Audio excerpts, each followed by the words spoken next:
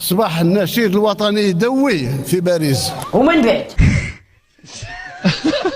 ما بقاش اللي يدل الجزائر يضرب. ايوه ايوه كيفاش واش كاين؟ رانا بدينا نوسع في المؤخره، انا لله ود احمد.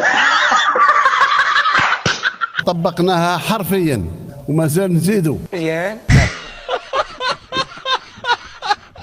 بالنسبه للعهده الجايه ان شاء الله نواصلوا على هذا المنوال. تبارك الله عليا. الله يبارك فيك. لقد كانت العهده الاولى صعبه. السبب والله ما عرفنا السبب والله. كانت الجزائر ما نزيدش نكرر يعني، كانت على شفا حفره. دخلنا عليك والله. نقسم لكم بالله العلي العظيم، اقسم بالله تا رئيس الانجليز. لأن ذاك الوقت كنا مقهورين من أجل المؤخرة. وي